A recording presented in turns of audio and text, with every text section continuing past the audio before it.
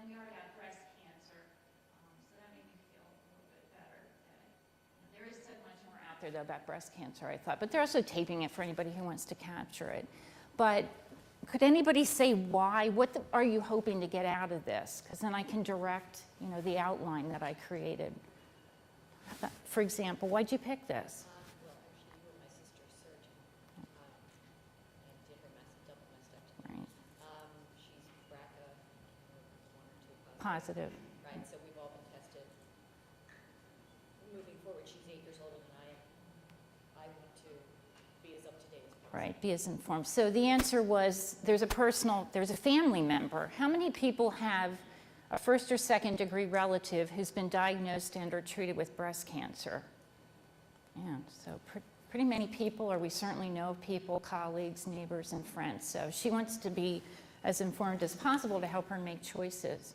How about somebody over here? Why'd you choose this? I did because in the past 2 years, 2 of my best friends have been diagnosed, one of them a month ago. Oh, well, best wishes to them. I know. I would dare say that everybody can say they know somebody affected in some way. And that's another goal I had today, was try to empower a little bit and help get out of the fear state that many of us women have. If the statistics are 1 in 8 of us are going to be affected, how do we live with that? Is there anything we can do to reduce our risk and not feel like we're going to have a bomb drop on us at some point? So this was the general outline, and again, I'm more than happy to make this interactive, so interrupt me and we can digress, on one topic that seems to be of more interest to people. But I wanted to talk about the origins of breast cancer. That doesn't include genetics, those things that predispose us by our nature. That's not anything we can control at this point. Environmental factors that then impact our genetics and may increase our risk or promote cancer. Prevention. I'm about trying to shift bad things and make it better.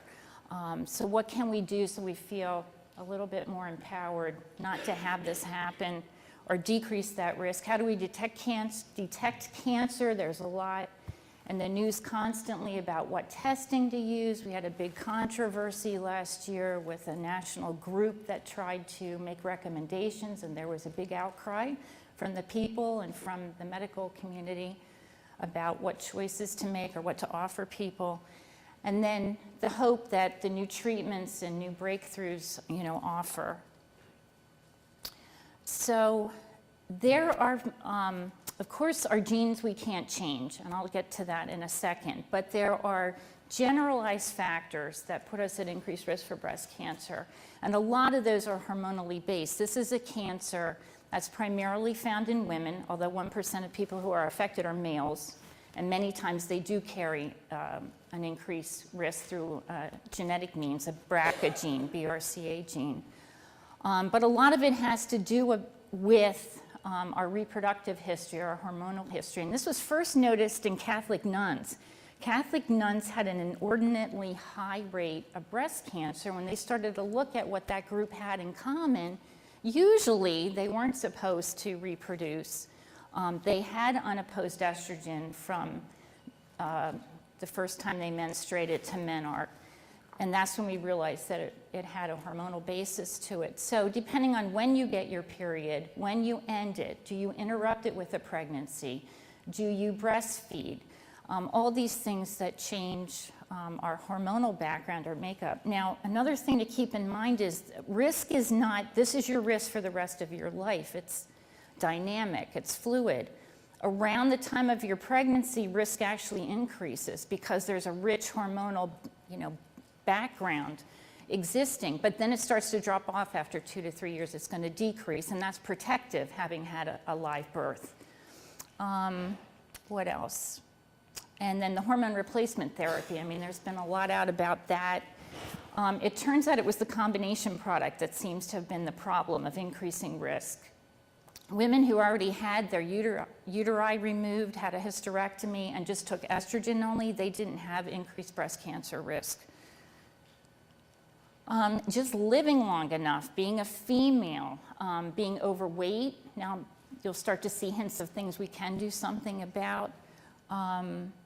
family history. If you've had prior radiation, Hodgkin's disease is the classic one where there's possibly chest wall radiation that was given, or the scoliosis patients. They're considered high risk, and they get so many plain x-ray films during diagnosis and treatment as they're following these children. Overweight, having an identifiable gene. Drinking alcohol, that now seems to be pretty clear, but it would have to be 1 drink per day consistently to do that, and not getting any regular exercise. And these are from well-controlled studies. Now, the breast, it's interesting. Why is the breast so vulnerable to breast cancer? Well, it is the only organ in the body that forms after we're born. We have all of the germ cells, we have all of the eggs, we have all of the spermatozoa that we need for the rest of our lives. We're born with that. Not to say that they can't be damaged by radiation or chemicals, but the breast has ongoing development, and as it does that, it can take in chemicals. It's very sensitive to what we're exposed to hormonally, and they found to this day high DDT levels in baby boomers. Fat tends to deposit for a long term. It's kind of like a warehouse for chemicals. Many of the pesticides are very similar chemically to estrogen, and we know that that's a promoter, potentially, of breast cancer. We get, women in the United States, the most common cancer is skin cancer. The second is breast cancer, but breast cancer causes the most deaths, followed by lung cancer is now number 2. And we're starting to think about higher risk populations and screening with CAT scans for lung cancer patients. And you hear a little bit more in the press about that. You know, there is no ribbon for lung cancer yet. There is no walkathon yet. But interestingly enough, deaths, however, from breast cancer have decreased, probably due to the improvements in the chemical treatments and the chemotherapies that are available. This is, you always get these statistics down the road because they have to take time to collect it, but there's a big national database, and the current risk for the average American female is about 12 to 13% risk, 1 in 8 of us, as we talked about earlier. Now, heredity, this was actually noted in the Middle Ages. There were towns where there was high cancer risk, and people actually avoided it because they didn't realize or understand whether or not it was an infectious disease. Just like, you have the plague going through. They assumed other diseases or illnesses might be related to that. But there were clusters. People from same families, extended families, would then reproduce, and they had higher breast cancer rates. The one that's been identified is known as BRCA, or the breast cancer gene. And what happens is that gene's supposed to encode for a protein that protects against DNA damage, and it's deficient. It's mutated, or it's missing, and it can't perform that function, and that's why the individual carries a higher risk. When they have damage that occurs from environmental or outside factors, they can't fix it, and then the cells are damaged. All cancer is genetic damage. There's been a disturbance, a break, an alteration in the blueprint of our cells that tell the cells what to do, and most importantly, how to divide and grow. Cancer cells have become immortal. Our usual cells, normal cells, have a certain cell cycle to them, and there's life and death, like the circle of life. But cancer cells have undergone a process where they've lost that ability to contain themselves, and that's why they overgrow. They overtake normal tissue, which can no longer perform its function, and they also have the ability to break off and metastasize and cause harm because they invade other organs, and pretty soon that organ can't perform its normal function. Male breast cancer, I already hinted at that. That has a high rate of the Brca gene. And these are just some of the names of the syndromes. There is a patient in your school district who has Putz-Jaeger's, because I follow her. That's a higher risk for breast cancer. Those individuals get colon polyps, but the hallmark is they have little pigmented spots. They look like they have freckles on their lips. And they might not realize, they might have not been diagnosed. So if you ever see a child like that and you're comfortable asking, has the doctor ever said anything about your lips? But you could be saving somebody's life, particularly from the colon polyps, which frequently transform into malignancies. Again, we talked about this. Now, another hot thing in the news is this breast density issue, whether or not that puts you at higher risk, and it turns out it does. Probably related to your genetics. That's what it's going to come back to. If you have the genes to form denser, thicker tissue, you probably have the genes that put you at greater susceptibility. The biggest challenge is, how can we detect it early? That's everybody's fear, patients and doctors. Because it doesn't image well on the standard imaging techniques, and we're taking a look at that. Should we add ultrasounds routinely to women who have thicker, denser tissue? Should we add breast MRI, our most sensitive test that exists currently?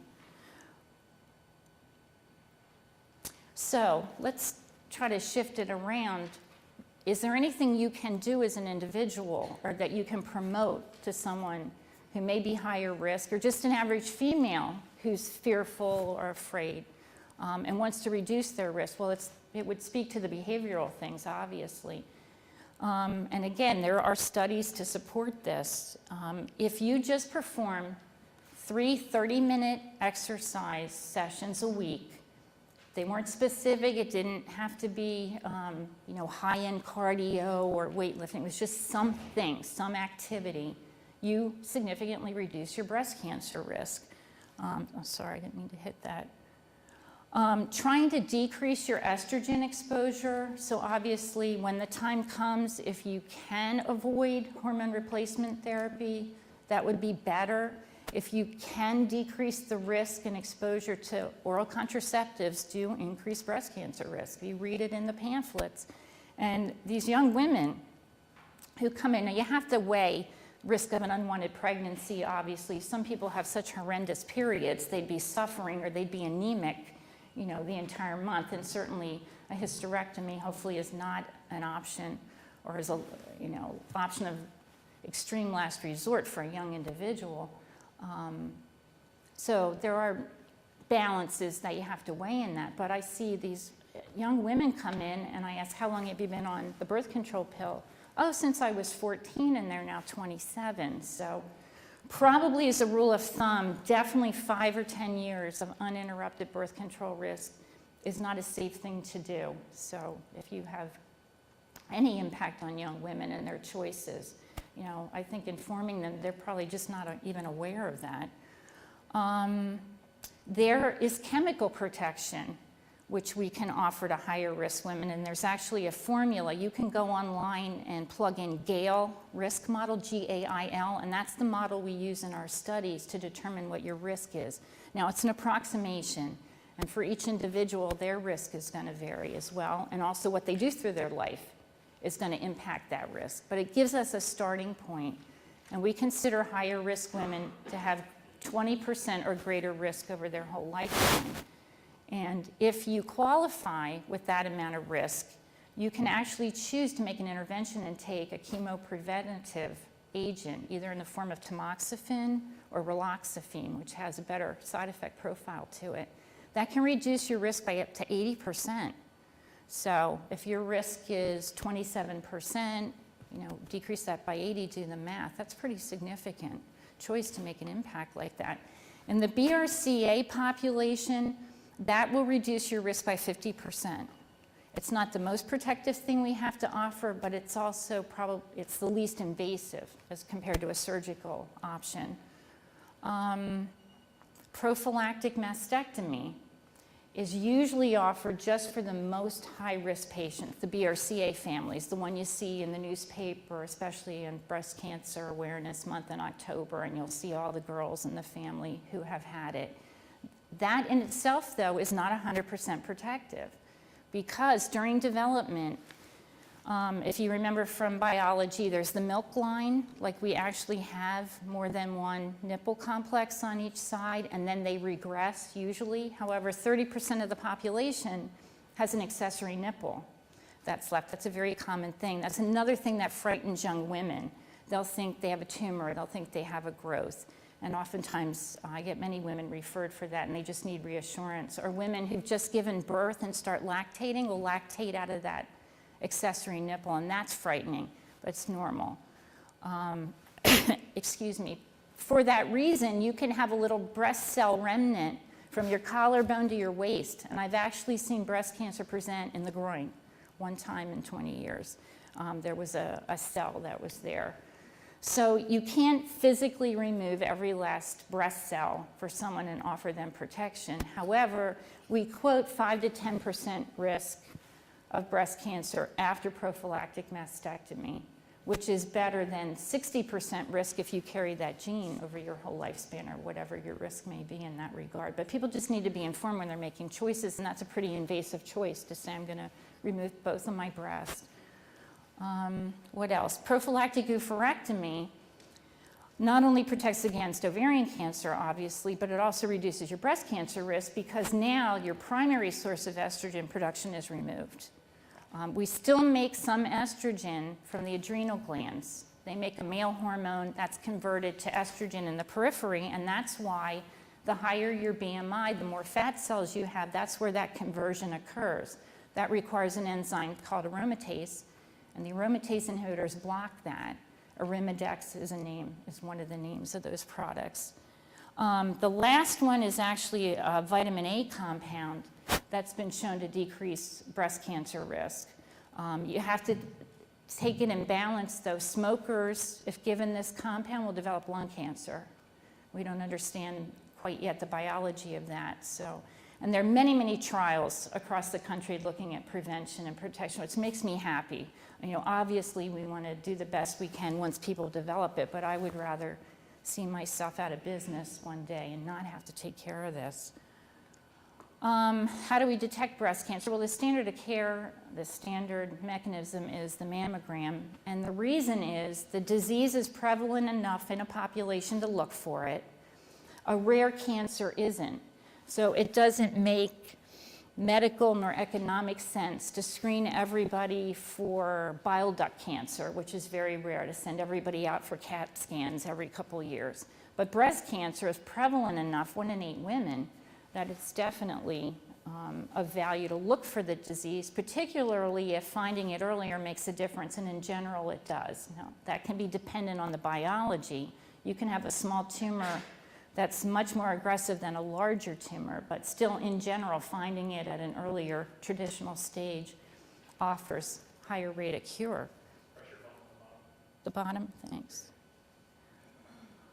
So anyhow, tons of studies all over the world looking at this. Basically, mammogram is the best tool in general for the whole population of finding disease. It has been proven to save lives in the 50 age group and above. It remains controversial in younger age groups. If given in excess, however, it is a radiation dose and it will cause breast cancer. So you have people coming in a panic state, I do, and they want a mammogram every 6 months for the rest of their life starting at 20. You're going to cause a number of breast cancers doing that, at least 8 per 1,000 people if you do that. So. The other potential risk is overdiagnosis, where you get what's called a false positive. There's something abnormal that shows up on the study, but it doesn't turn out to be cancer. It creates a lot of angst and anxiety and expense for people going through things. So I think always trying to find a balance in life is the best. Our most sensitive test is a breast MRI. It finds just about everything, but it's not that predictive. That's why it's not offered for the general population. Everybody would be running in having more testing, follow-ups, and more unnecessary biopsies. But for the higher risk people, it has shown to be of value. Where it sorts out with this high density population is yet to be determined. National Cancer Society and the National Cancer Institute recommend women age 40 or older of average risk have screening every 1 to 2 years with mammography. That's just a general statement. The women who are at higher risk, who are known to be gene carriers, should talk about an individualized program for themselves, adding ultrasounds or breast MRIs. So probably many of you here have been for a mammogram, and now by law, by federal law, they have to provide you with a letter with feedback. That way nobody is missed, falls through the cracks. That's federal law that was enacted in the 80s. Because of that, they also mandated that you had to give it a classification system. That's the BIRAD system. If you see your actual report, you'll see that listed on the bottom, and this is just an explanation of it. If you get a 0, they're actually not allowed to use that anymore. They have to assign a category, but that means you need more workup. We see something on the mammogram, you got to come back, we have to press it out, we have to get an ultrasound and add it to that. 1 is essentially no findings, it's negative. 2 is there's some finding here, but it's benign. How do we know it's definitely benign? It's been here for 10 years. You've had a little cyst that shows up that's been there forever.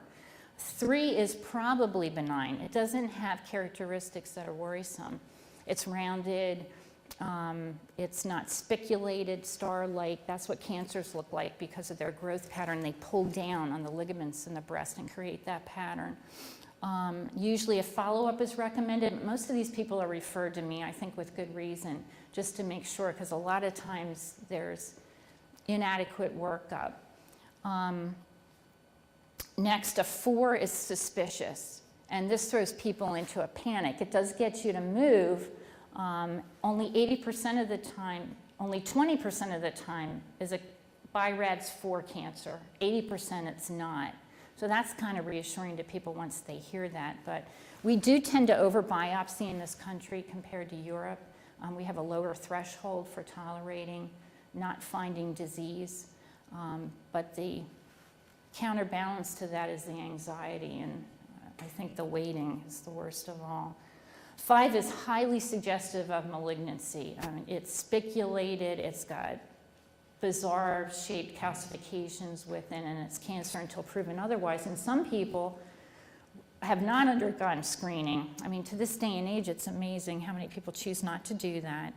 And they'll come in with a mass, they get a biopsy. Now we know they have cancer, now we're gonna send them back for a mammogram to evaluate both sides, and that's when you see a 6. Other tools that are available to us to help find disease include ultrasound. There's 3D mammograms. What we're trying to do is create a 3-dimensional image using 2-dimensional technology, but by taking different angles, you can create it. Just like you've heard of women who are pregnant, they can see their baby's face on the ultrasound. It's just all how you rearrange the pixels when they come back. And even we're looking at PET mammography, which means we're looking at the metabolism. Cancers have a higher metabolic rate. They're fast growing. They also have to send out signals, chemicals, to cause blood vessels to grow into them. They have to create their own blood supply to nourish themselves. So that's going to show a high rate of activity on any kind of imaging study that shows function. There's a lot of hope in treatment. Like I stated before, we're actually doing better with survival, probably due to the medical treatments that are in existence. By the same token, those treatments can have a lot of untoward side effects. There's long-term cognitive defects with chemotherapy. So because of that, we started to look at the genetics of the actual cancer, which cancer genes, which growth genes are disturbed, and that helps us predict which people are at higher risk. So this score was obtained called Oncotype DX. It looks at an 18 gene panel. And from that, we can develop or measure a recurrence risk, low, intermediate, or high, and we're starting to study that in more expanded circumstances. We first looked at early stage small tumors, node negative, ERPR positive. Those people should all do really well. Well, 10% of them didn't. They would come back with distant disease. And when we analyzed the genes, now we see why. They had a high recurrence score, so the biology wasn't good. And had they received chemo, which we didn't used to recommend, they would have had a higher survival rate. So we use that tool now, and there's more developing. There's another one called MammaPrint that looks at active tissue. It looks at a little bit different gene array. We also have, excuse me, very targeted therapies. And the classic first one was Herceptin that helped to save lives.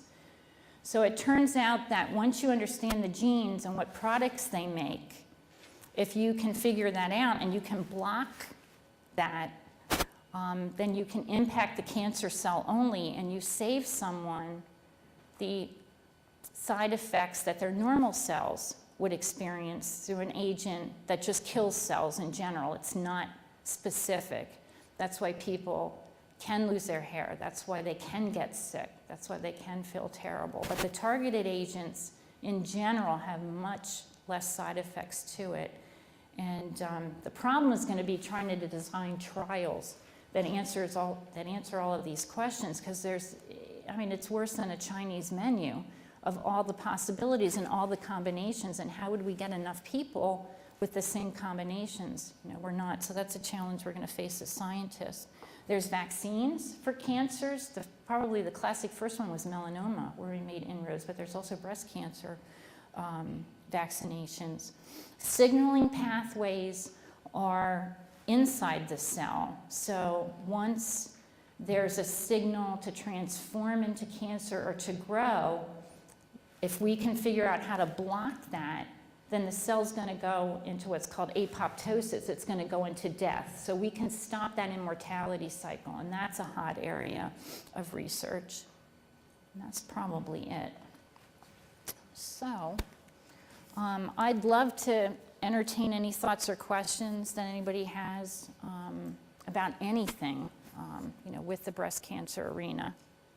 Does this still seem to be on? Check? Yeah, it is.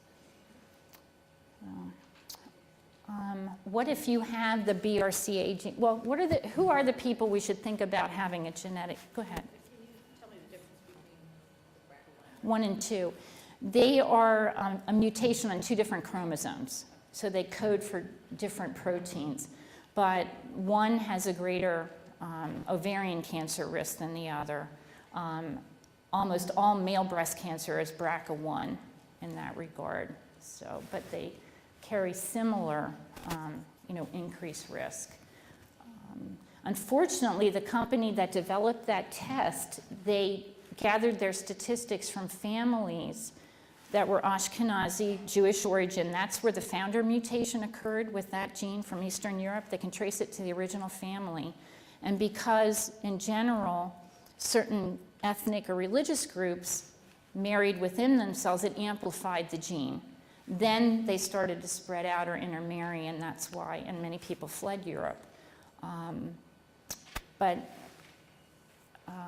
Anyhow, if anybody has that background, that's when we suspect they could, and they have breast cancer, or there's breast or ovarian in their family, that's when we think about that gene being available. So what else?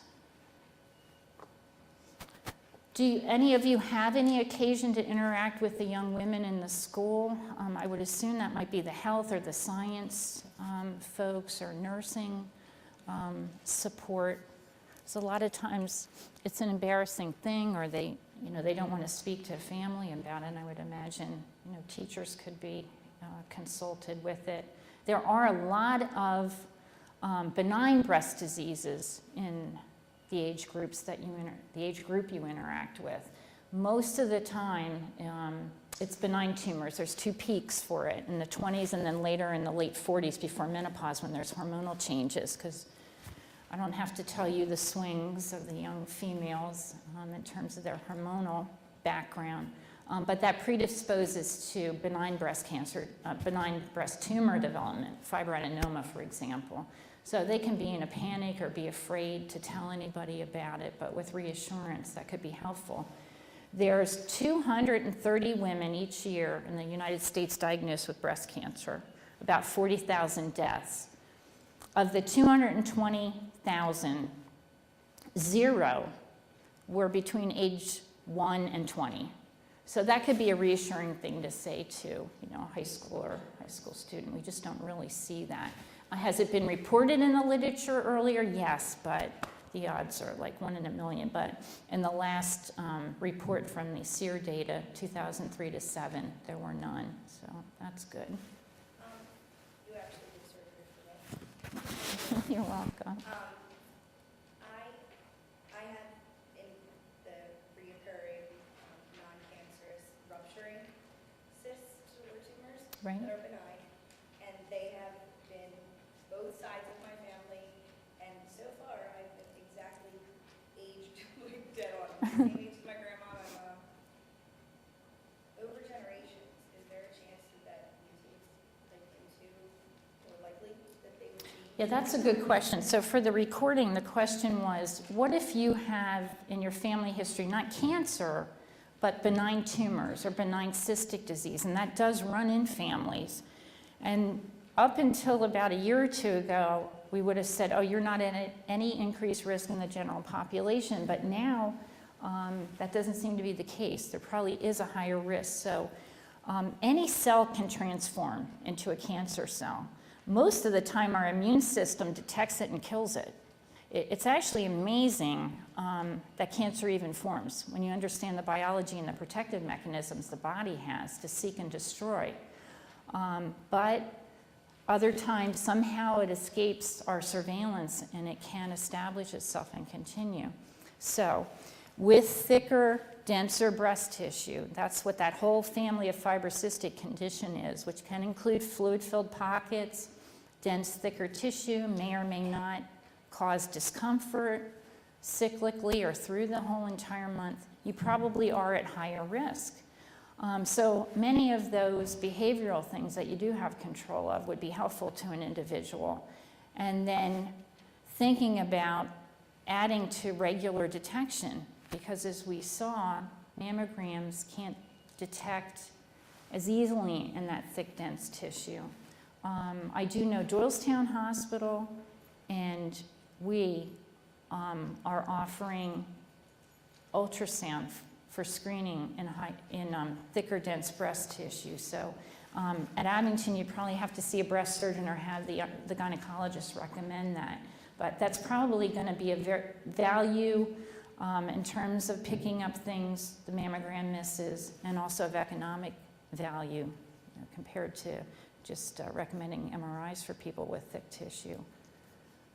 I hope that answered the question. You look like you have a question. No? Sure. How would we go about finding our genetic testing? Is that something that anybody could ask for, or is it more so here?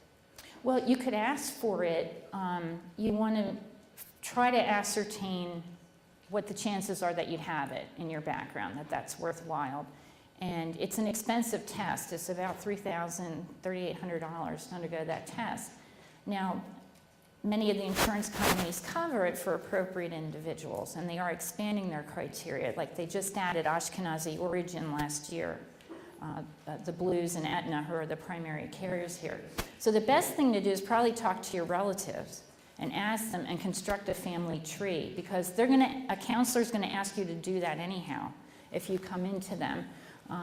And there's so many things in families that every day I hear people say, I didn't know Aunt so-and-so had that. Nobody ever said it.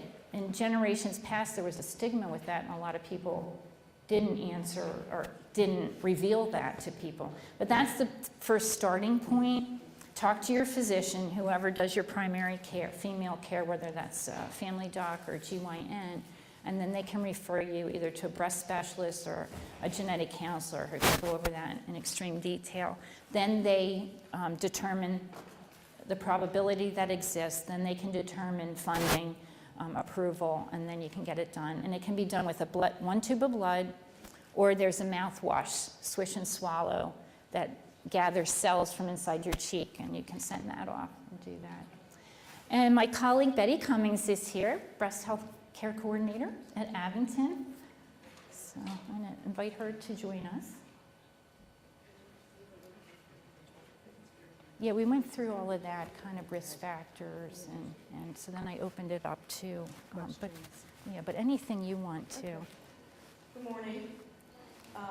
My name is Betty Cummings, and I'm a nurse in Abington Hospital, and my role is a patient navigator, so I'm a breast cancer patient navigator. Unfortunately, I didn't do a very good job navigating myself here this morning. I got totally, thought I had great directions and I got totally lost, so I apologize.